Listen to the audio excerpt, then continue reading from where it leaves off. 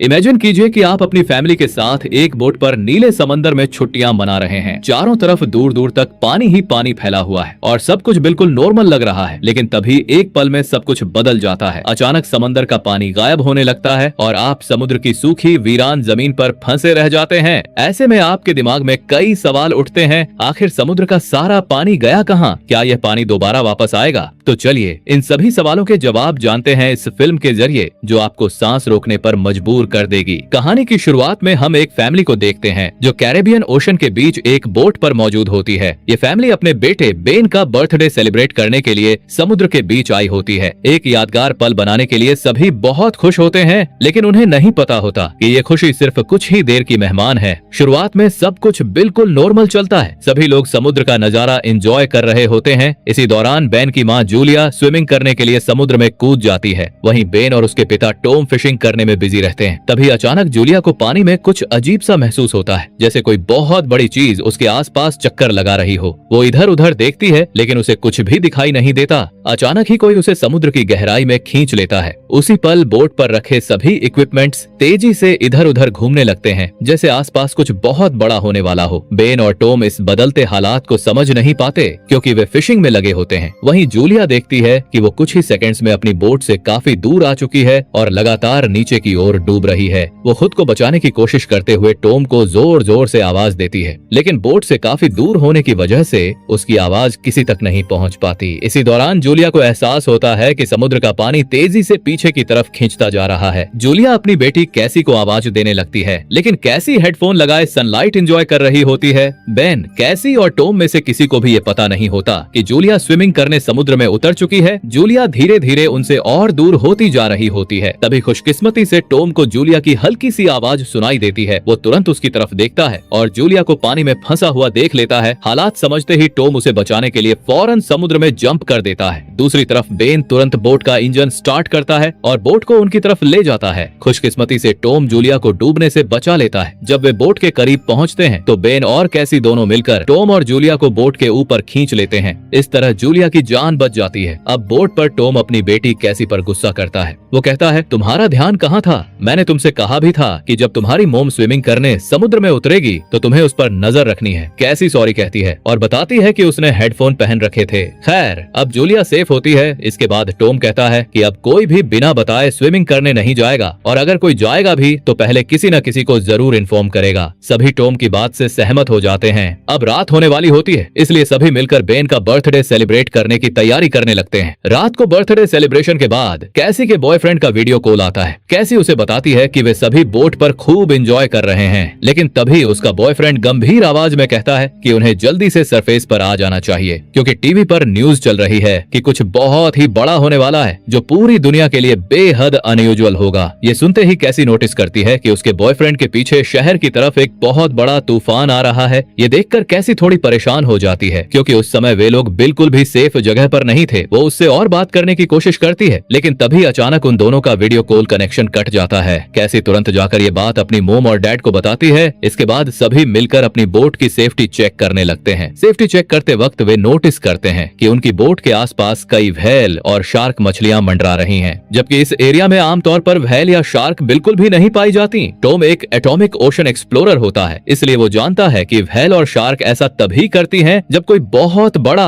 और भयानक तूफान आने वाला होता है। आने वाले खतरे का अंदाजा उन्हें हो चुका था, लेकिन उससे पहले उन्हें शार्क से निपटना था। इससे पहले कि वे कुछ कर पाते, तभी अचानक उनकी बोट को एक जोरदार झटका लगता है। सभी लोग बुरी तरह घबरा जाते हैं। टॉम समझ जाता है कि बोट के निचले हिस्से से कोई बहुत बड़ा क्रीचर टकराया है। इसे चेक करने के लिए टॉम पानी में नीचे जाता है। वो देखता है कि बोट के नीचे एक बहुत बड़ा डेंट आ चुका है, जो साफ तौर पर किसी बड़ी शार्क की टक्कर से बना होता है। जब टॉम वापस बोट पर आता है तो उसके कंधे पर गहरी चोट लगी होती है। ये देखकर जूलिया उसके जख्मों पर स्टिचेस लगाती है। इसके बाद टॉम अपनी फैमिली को बताता है कि शार्क के दिए गए इस डेंट की वजह से बोट का इंजन खराब हो चुका है। अब वे बोट को आगे नहीं ले जा सकते। इस तरह वे लोग समुद्र के बीचों बीच फंस जाते हैं। अब उनके पास सिर्फ एक ही रास्ता बचता है, किसी से मदद मांगना। लेकिन जब कैसी बाहर जाकर मदद के लिए कॉल करने की कोशिश करती है तो वहाँ कोई भी सिग्नल नहीं होता। उनकी बोट का कम्युनिकेशन सिस्टम किसी भी नेटवर्क को पकड़ नहीं पा रहा था। अचानक सब कुछ बंद पड़ जाने से वे सभी काफी परेशान हो जाते हैं। ऐसे मुश्किल वक्त में टॉम अपने खाने पीने का सामान चेक करता है और पता चलता है कि उनके पास सिर्फ 4 दिन का ही खाना बचा है। इसके अलावा उनके पास जिंदा रहने की एक छोटी सी उम्मीद बस यही होती है कि वे एक शिपिंग रूट पर हैं और शायद कोई गुजरता हुआ जहाज उन्हें देख ले और बचा ले। तभी बातचीत के दौरान बाहर से एक जोरदार आवाज सुनाई देती है। बाहर जाकर देखने पर उन्हें पता चलता है कि एक बड़ा सा मीटियोरॉइड उनकी ही तरफ आ रहा है जो सीधे उनकी बोट से टकरा सकता है। हालात को देखते हुए टॉम तुरंत बोट का इंजन स्टार्ट करता है। हालांकि वो जानता था कि ऐसा करने से बोट पूरी तरह बर्बाद हो जाएगी, लेकिन उसके पास कोई दूसरा रास्ता नहीं था, क्योंकि अगर वो इंजन स्टार्ट न करता तो मीटियोरॉइड सीधे उनसे टकरा जाता। इंजन स्टार्ट करते ही बोट का इंजन पूरी तरह डैमेज हो जाता है, लेकिन कम से कम वे टक्कर से बच जाते हैं। तभी टॉम को एहसास होता है कि आसमान से गिरने वाली ये चीजें असल में सैटेलाइट थीं और इसी वजह से रेडियो और टेलीफोन के सिग्नल्स ने अचानक काम करना बंद कर दिया था। वे सभी अभी इस हादसे से पूरी तरह संभल भी नहीं पाते कि तभी एक और मीटियोरॉइड उनकी तरफ तेजी से बढ़ता हुआ नजर आने लगता है। अब खुद को बचाने के लिए उनके पास कोई और रास्ता नहीं बचा था, इसलिए वे सभी बोट के निचले हिस्से में जाकर लाइफ जैकेट पहन लेते हैं ताकि अगर बोट पलट भी जाए तो वे पानी में न डूबें। जैसे ही वे बोट के अंदर होते हैं, बोट बहुत तेजी से झटके खाने लगती है और सभी समझ जाते हैं कि शायद अब बचना नामुमकिन है। तभी अचानक एक जोरदार धमाके जैसी आवाज आती है और वे सभी बेहोश हो जाते हैं। जब उन्हें होश आता है तो उन्हें एहसास होता है कि वे जिंदा हैं। हालांकि सभी को चोटें आई होती हैं, लेकिन सबसे हैरान करने वाली बात ये होती है कि बोट के अंदर कई छोटी बड़ी दरारें होने के बावजूद पानी अंदर नहीं आ रहा होता। जब पूरी फैमिली बोट से बाहर निकलकर आसपास देखती है तो नजारा देखकर सब सन्न रह जाते हैं। उनकी बोट के नीचे कहीं भी पानी नहीं होता। आसपास जमीन पर मछलियां बिखरी पड़ी होती हैं और उनकी बोट एक वीरान पहाड़ी इलाके में फंसी होती है। ऐसा लग रहा होता है जैसे वे किसी दूसरी ही दुनिया में आ गए हों, क्योंकि जहां कल रात तक गहरा समुद्र था वहां अब ऊंचे ऊंचे पहाड़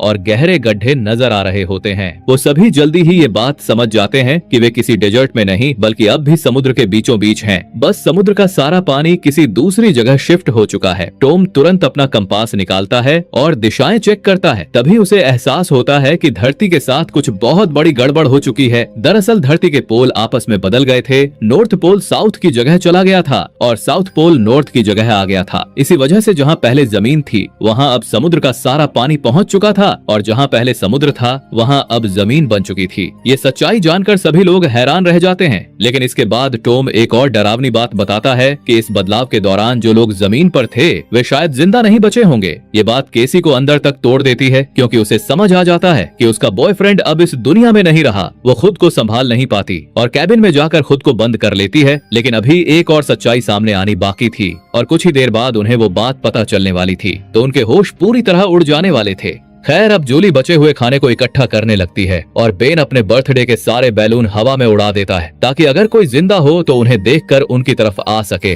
और वे सब मिलकर इस सिचुएशन का सामना कर सकें। इसके बाद टॉम रेडियो के जरिए किसी से संपर्क करने की कोशिश करता है। उसे पूरी उम्मीद थी कि सामने से कोई जवाब नहीं आएगा, लेकिन हैरानी की बात ये होती है कि उसे एक रिस्पॉन्स मिल जाता है। ये जवाब एक कैप्टन देता है जिसका नाम नाटो होता है और वो भी समुद्र के शिफ्ट होने की इस पूरी घटना के बारे में जानता था, क्योंकि वो भी टॉम की फैमिली की तरह अपनी सबमरीन में सुरक्षित था। टॉम कैप्टन से पूछता है कि अब इस हालात में उन्हें क्या करना चाहिए। तभी कैप्टन ऐसी बात बता देता है जिसे सुनकर सभी के पैरों तले जमीन खिसक जाती है। कैप्टन टॉम को बताता है कि धरती के जो पोल बदले हैं वे करीब 1 हफ्ते में फिर से अपनी जगह लौट आएंगे, यानी 1 हफ्ते बाद समुद्र वापस अपनी पुरानी जगह पर आ जाएगा और उस वक्त उसकी लहरें बेहद खतरनाक होंगी। इसलिए कैप्टन टॉम से कहता है कि वो तो सबमरीन के जरिए किसी तरह सरवाइव कर लेगा, लेकिन टॉम और उसकी फैमिली को जितनी जल्दी हो सके किसी ऊंची जगह पर पहुंच जाना चाहिए, क्योंकि वहीं उनके बचने के चांसेस सबसे ज्यादा होंगे। ये बात सुनते ही जूली तुरंत अपने बच्चों से पैकिंग करने को कहती है। टॉम कैप्टन से रिक्वेस्ट करता है कि उसकी फैमिली को भी सबमरीन में जगह दे दी जाए, क्योंकि वहां बचने के चांसेस ज्यादा हैं। कैप्टन जवाब देता है कि वो ऐसा करना तो चाहता है, लेकिन नहीं कर सकता क्योंकि उसकी सबमरीन में पहले ही एक साथी मारा जा चुका है और वहाँ सिर्फ 2 लोगों की ही जगह बची है। वो ज्यादा से ज्यादा एक इंसान को ही अपने साथ रख सकता है। तब टॉम हाथ जोड़कर कैप्टन से गुजारिश करता है कि किसी तरह उसके दोनों बच्चों को बचा लिया जाए और बदले में वो अपने पास बचा सारा खाना देने को तैयार है। कैप्टन टॉम की मजबूरी समझ जाता है और उसकी बात मान लेता है। इसके बाद वो टॉम को मैनुअल मैप पर अपनी सबमरीन की लोकेशन समझा देता है। टॉम अंदाजा लगाता है कि वे 2 दिनों में वहां पहुंच सकते हैं, यानी समुद्र का पानी वापस आने से पहले वो अपने बच्चों को सुरक्षित सबमरीन तक पहुंचा सकता है और इस तरह उनकी जान बच सकती है। अगली सुबह पूरी फैमिली सफर के लिए तैयार होती है। तभी टॉम दूर से देखता है कि एक अजीब सा आदमी अपने कुत्ते के साथ उनकी तरफ आ रहा है। वो आदमी बुरी तरह घायल होता है, जिसे देखकर टॉम उसकी मदद करने का फैसला करता है और पानी की बोतल लेकर उसके पास चला जाता है। पानी पीने के बाद उस आदमी ने टॉम का शुक्रिया अदा करने के बजाय अचानक उस पर हमला कर दिया और ये सब कुछ दूर खड़ी जूली अपनी आंखों से देख लेती है। वो आदमी पास पड़े चाकू से टॉम पर वार करता है और उसकी जान ले लेता है। इसके बाद वो जूली की तरफ बढ़ता है। जूली अपने पति को तो नहीं बचा पाती, लेकिन हिम्मत दिखाते हुए तुरंत बोट के अंदर जाती है और अपने दोनों बच्चों को कैबिन में बंद कर देती है। वो केसी को एक फ्लेयर गन देते हुए कहती है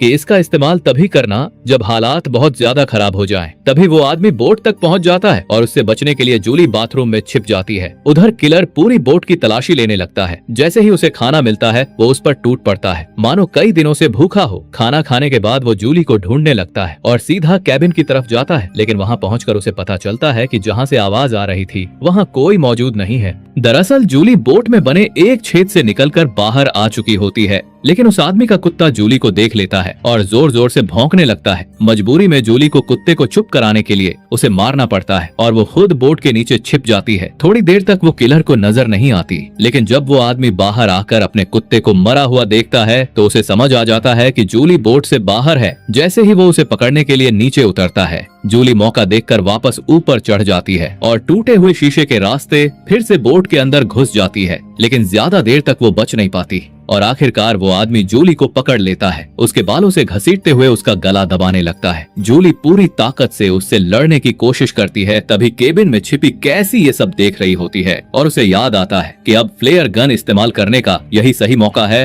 कैसी फ्लेयर गन चला देती है जिससे वो आदमी पीछे की ओर जा गिरता है। हालांकि उसे ज्यादा नुकसान नहीं होता, लेकिन जूली और बच्चों को भागने का मौका मिल जाता है और बोट में आग लग जाती है। जूली फौरन अपने दोनों बच्चों को बचाने के लिए बोट से बाहर निकलती है। तभी वो किलर एक बार फिर उस पर हमला करता है, लेकिन इस बार जूली पूरी ताकत से उसे लात मारकर पीछे गिरा देती है। बाहर निकलते ही कैसी और बैन अपने पिता की लाश देखकर फूट फूट कर रोने लगते हैं, क्योंकि उन्होंने ऐसा कभी सोचा भी नहीं था। बैन खुद को अपने पिता की मौत का जिम्मेदार मानने लगता है और कहता है कि अगर उसने बलून हवा में न छोड़े होते तो वो आदमी उन्हें देख ही नहीं पाता।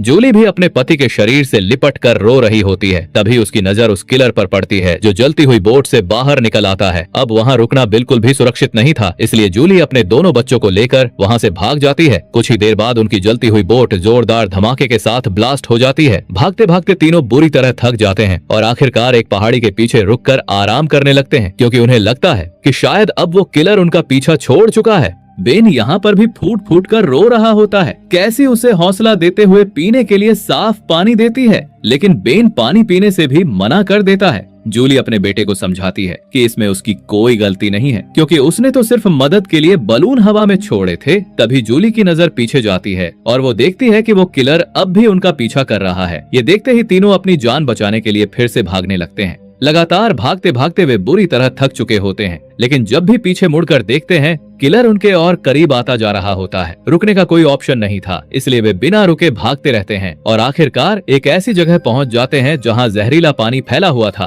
उस रास्ते से गुजरना जानलेवा हो सकता था, लेकिन जूली अपने बच्चों को वहीं से निकलने का फैसला करने को मजबूर हो जाती है। जहरीले एसिड से गुजरने के बाद तीनों की हालत बेहद खराब हो जाती है और जूली को एहसास होता है कि बेन पूरी तरह डिहाइड्रेट हो चुका है। उनके पास पानी की बस कुछ आखिरी बूंदें बची होती हैं, जो जूली बेन को दे देती है, लेकिन इतनी कम मात्रा से उसकी प्यास नहीं बुझती। यहाँ आकर कैसी पूरी तरह टूट जाती है और कहती है कि जिस तरफ वे जा रहे हैं हो सकता है वहाँ सबमरीन हो ही ना। ये सुनते ही जूली गुस्से में उसे चुप कराती है और सख्त लहजे में कहती है कि जो मैं कह रही हूँ वही होगा, हम आगे बढ़ेंगे और मुझे पूरा यकीन है कि मैं तुम्हें हर हाल में बचा लूंगी। जूली के कहने पर वे तीनों फिर से आगे बढ़ते हैं और कुछ दूर जाने पर उन्हें एक टूटा फूटा प्लेन दिखाई देता है, जो कई साल पहले हादसे का शिकार होकर समुद्र में गिर गया होगा। अपनी जान बचाने के लिए वे प्लेन के अंदर छिप जाते हैं। अंदर पहुंचकर जूली आखिरी बार अपनी फैमिली फोटो निकालती है जो उन्होंने कल रात साथ में ली थी। उस फोटो को देखते ही तीनों की आंखें नम हो जाती हैं और उन्हें टॉम की याद आने लगती है। किसी को यकीन नहीं हो रहा था कि सिर्फ एक ही दिन में उनकी जिंदगी पूरी तरह बदल गई है। रात काफी गहरी हो चुकी थी और थकान के कारण कैसी और बेन वहीं सो जाते हैं। तभी अचानक किसी आहट से कैसी की नींद खुल जाती है। वो धीरे से बाहर झांकती है और देखती है कि वही किलर अब भी उनका पीछा करते हुए उनकी तरफ बढ़ रहा है। अब तीनों को समझ आ जाता है कि इस बार उन्हें हर हाल में इस किलर से छुटकारा पाना ही होगा। इसी वजह से कैसी वहीं बैठकर सोने का नाटक करती है। किलर उसे सोया हुआ समझकर जैसे ही हमला करने के लिए आगे बढ़ता है, जूली को मौका मिल जाता है। वो पीछे से उस पर जोरदार वार करती है। इस बार जूली के अंदर डर नहीं बल्कि गुस्सा था। वो लगातार उस पर हमला करती रहती है जब तक कि आखिरकार उसकी जान नहीं चली जाती। आखिरकार वो खतरा टल जाता है और जूली पहली बार सुकून की नींद सो पाती है। सुबह जब तीनों की आंख खुलती है तो वे देखते हैं कि किलर की बॉडी बेहद बुरी हालत में पड़ी है। ऐसा लग रहा था जैसे किसी खतरनाक क्रिएचर ने उसे नोच नोच कर अंदर से पूरी तरह खोखला कर दिया हो। ये देखकर उन्हें अंदाजा हो जाता है कि इस इलाके में और भी जानलेवा जीव मौजूद हैं। अब उनके पास वक्त नहीं था।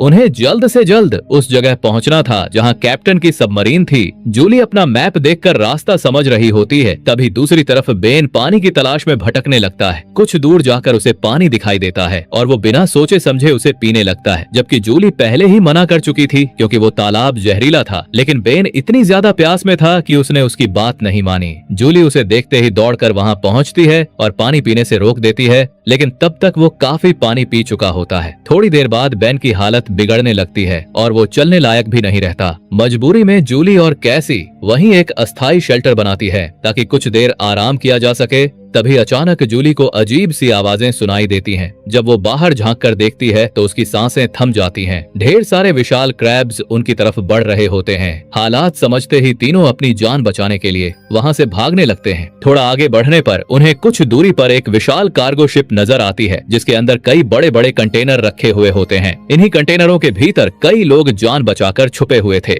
जैसे ही वे लोग जूली, केसी और बेन को देखते हैं तुरंत अपने अपने कंटेनरों में छुप जाते हैं। दरअसल वे इन तीनों से नहीं बल्कि उनके पीछे आ रही केकड़ों की भयानक सेना से डर रहे थे। जूली अपने बच्चों के साथ कंटेनरों के पास पहुंचकर गिड़गिड़ाते हुए दरवाजा खोलने की गुहार लगाती है, लेकिन डर के मारे कोई भी उनकी मदद नहीं करता। दूसरी तरफ केकड़ों की एक विशाल भीड़ लगातार उनकी तरफ बढ़ रही थी और अब उनके पास कोई दूसरा रास्ता नहीं बचा था। हालात समझते हुए जूली फैसला करती है कि उन्हें कंटेनरों के ऊपर चढ़ना होगा। वो सबसे पहले अपने दोनों बच्चों को किसी तरह कंटेनर के ऊपर चढ़ा देती है। जैसे ही जूली खुद ऊपर चढ़ने लगती है तभी एक केकड़ा अचानक उसके पैर पर काट लेता है। दर्द के बावजूद जूली हिम्मत दिखाती है, किसी तरह अपना पैर छुड़ाकर ऊपर चढ़ जाती है और अपने जख्म को स्कार्फ से कसकर बांध लेती है, लेकिन ज्यादा खून बहने की वजह से वो वहीं बेहोश हो जाती है। नीचे से केसी और बेन ये भयानक नजारा देखते हैं कि केकड़े कंटेनरों को काट काट कर उनके अंदर घुस जाते हैं और वहां छुपे लोगों पर बेरहमी से हमला करने लगते हैं। अब वो लोग अपने पास मौजूद हथियारों से उन केकड़ों को मारने की कोशिश करते हैं, लेकिन केकड़ों की तादाद इतनी ज्यादा होती है कि वे उनका मुकाबला नहीं कर पाते। देखते ही देखते केकड़े कंटेनर के अंदर घुस जाते हैं और वहां छिपे सभी लोगों को बेरहमी से मार डालते हैं। अगली सुबह जब जूलिया को होश आता है तो वो देखती है कि उसके दोनों बच्चे उसके पास नहीं हैं। ये देखकर वो बुरी तरह घबरा जाती है और सोचने लगती है कि कहीं उसके बच्चों को कुछ हो तो नहीं गया। तभी उसे दूर से केसी और बेन आते हुए दिखाई देते हैं, जो असल में खाने पीने का सामान और हथियार ढूंढने गए हुए थे। जूलिया उन्हें सुरक्षित देखकर राहत की सांस लेती है। अब तक केकड़े वहां से जा चुके होते हैं। इसके बाद जूलिया अपने पैर पर लगे केकड़े के कांटे से हुए जख्म का इलाज करती है, जबकि बेन कंटेनर के अंदर पड़े मरे हुए लोगों के हथियार इकट्ठा कर लेता है ताकि आगे अपनी सुरक्षा कर सके। वहीं उन्हें थोड़ा बहुत खाने का सामान भी मिल जाता है, जिससे उनके आगे के सफर के लिए थोड़ी उम्मीद बनती है। खैर, इसके बाद जूलिया कैप्टन से संपर्क करती है, जहां वो बताता है कि उस पर भी इन्हीं खतरनाक सी क्रिएचर्स ने हमला कर दिया है और वो बुरी तरह जख्मी है, इसलिए अब वो किसी की मदद नहीं कर सकता। साथ ही वो जूलिया को ये भी चेतावनी देता है कि समुद्र का पानी बहुत जल्द फिर से अपनी जगह पर लौटने वाला है और इसी वजह से ये समुद्री जीव दोबारा दिखाई देने लगे हैं। ये सुनते ही जूलिया रोने लगती है, क्योंकि रात भर की भागदौड़ में उनका मैप कहीं गिर चुका था और उन्हें ये भी नहीं पता था कि सबमरीन किस दिशा में है। तब कैप्टन आखिरी मदद के तौर पर हवा में फ्लेयर गन से फायर करता है जिसे बेन देख लेता है, लेकिन वो जगह उनसे काफी दूर होती है। फिर भी तीनों तेजी से सबमरीन की तरफ बढ़ने लगते हैं। हालांकि वहां तक पहुंचना लगभग नामुमकिन लग रहा था, क्योंकि रास्ते में एक खतरनाक चट्टानी इलाका पड़ता था, जहां से गुजरते वक्त उन्हें दोबारा उन जानलेवा केकड़ों का सामना करना पड़ सकता था। और इसी बीच केसी को अपनी माँ पर तरस आने लगता है, क्योंकि उसे डर सताने लगता है कि अगर कैप्टन सिर्फ 2 लोगों को ही सबमरीन में जगह देगा तो उसकी माँ का क्या होगा, क्योंकि कैप्टन शायद उसे और उसके भाई को ही बचाएगा। लेकिन सवाल यही था कि जूलिया का क्या होगा, क्योंकि कुछ ही देर में समंदर का पानी वापस आने वाला था। जूलिया केसी से कहती है कि उसे ये सब सोचने की जरूरत नहीं है, पहले हमें किसी भी तरह सबमरीन तक पहुंचना है और वहीं पहुंचकर फैसला लिया जाएगा। इतना कहकर वो दोनों बच्चों को आगे बढ़ने के लिए कहती है। आगे बढ़ते ही किस्मत एक बार फिर उनका साथ छोड़ देती है। तभी अचानक लैंडस्लाइड शुरू हो जाती है और सबसे पीछे चल रही जूलिया के सामने एक बड़ा सा पत्थर आ गिरता है, जिससे वो वहीं फंस जाती है। केसी अपनी माँ को इस हालत में छोड़कर आगे जाना नहीं चाहती थी, लेकिन जूलिया उसे कसम देती है कि चाहे कुछ भी हो जाए, उसे हर हाल में खुद को और अपने भाई को बचाना होगा। मजबूर होकर केसी अपने भाई को लेकर आगे बढ़ती है। जब दोनों सबमरीन तक पहुँचते हैं तो वहाँ कोई नहीं मिलता और वे घबराकर सबमरीन का दरवाजा जोर जोर से खटखटाने लगते हैं। तभी पीछे से बुरी तरह जख्मी कैप्टन आता है और बताता है कि सबमरीन में सिर्फ 3 लोगों की ही जगह है और उसके खुद के बचने के चांस बहुत कम है। इसीलिए कैप्टन कहता है कि अगर वो सबमरीन में बैठकर पानी से बचते हुए ऊपर सरफेस तक पहुंच भी गया, तब भी उसके बचने की कोई उम्मीद नहीं है। ये सुनते ही केसी बिना एक पल गंवाए पीछे मुड़ती है और पूरी ताकत से जूलिया की तरफ दौड़ने लगती है। तभी एक बार फिर केकड़ों का सैलाब उनकी तरफ बढ़ने लगता है और जूलिया अपनी गन से उन पर फायरिंग शुरू कर देती है, लेकिन कुछ ही देर में उसकी सारी गोलियां खत्म हो जाती हैं। इससे पहले कि कोई खतरनाक क्रिएचर उस पर हमला करता, केसी ऊपर से उसे हाथ देती है और आखिरकार उसकी मदद से जूलिया वहां से बाहर निकलने में कामयाब हो जाती है। तीनों जान बचाकर दौड़ते हुए सबमरीन तक पहुंचते हैं और बिना वक्त गंवाए अंदर घुस जाते हैं। जबकि भयानक केकड़े उनके पीछे पीछे आ जाते हैं, तभी उन्हें सामने से कई 100 मीटर ऊंची एक डरावनी समुद्री लहर अपनी तरफ बढ़ती दिखाई देती है, जो बेहद खतरनाक लग रही होती है। वो लहर पूरी ताकत से सबमरीन से टकराती है और टक्कर लगते ही सभी बेहोश हो जाते हैं। जब जूलिया को होश आता है तो वो ये देखकर हैरान रह जाती है कि सबमरीन पानी में नहीं, बल्कि उस भयानक लहर ने उन्हें बहाकर एक पूरी तरह तबाह हो चुके शहर में ला पटका है। चारों तरफ बर्बादी का मंजर देखकर साफ समझ आ जाता है कि अब इस धरती से इंसानों का नामो निशान मिट चुका है। इसी डरावने सीन के साथ ये फिल्म खत्म हो